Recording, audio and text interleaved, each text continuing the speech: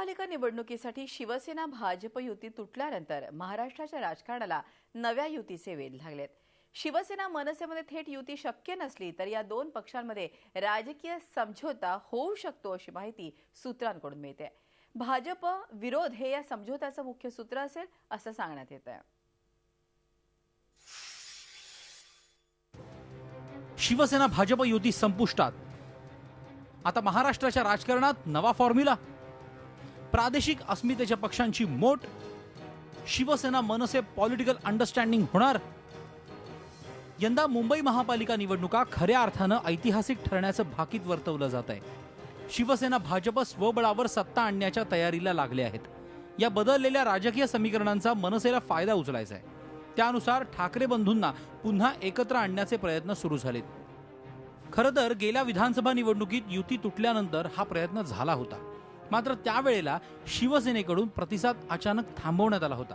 यंदा महापालिका निवडणुकीच्या युतीच्या जागा वाटपाच्या तिढ्यात पुन्हा एकदा या प्रयत्नांना सुरुवात झाली, तीही थेट मातोश्रीच्याच पुढाकाराने। एकीकडे युतीच्या चर्चा फिसकटत गेल्या आणि दुसरीकडे शिवसेना आणि मनसेच्या बैठका वाढत गेल्या।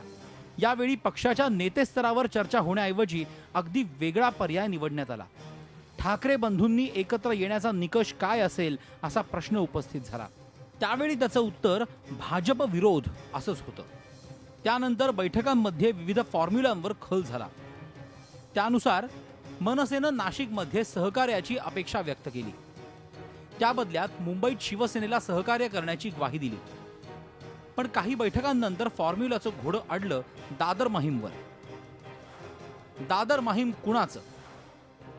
गेल्या लोकसभा आणि विधानसभा निवडणुकीत शिवसेनेनं दादर माहीमचा गड पुन्हा ताब्यात घेतलाय, पण इथं मनसेचे 7 नगरसेवक आहेत। तरीही ठाकरे बंधू एकत्र येणार असतील तर दादर माहीम मध्येही सामंजस्याची भूमिका मनसेची होती।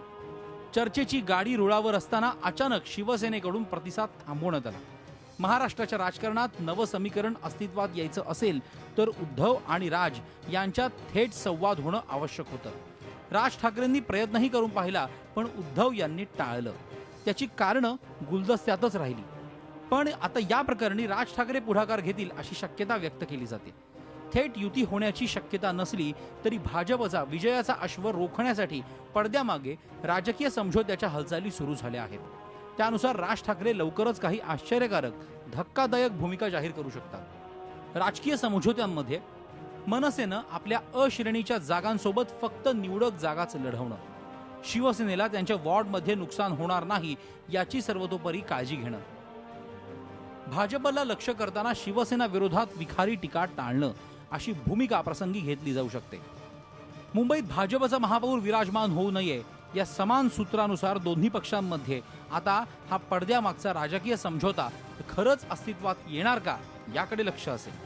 दिनेश दुखंडे, झी मीडिया, मुंबई। झी 24 तास रहा एक पाऊल पुढे।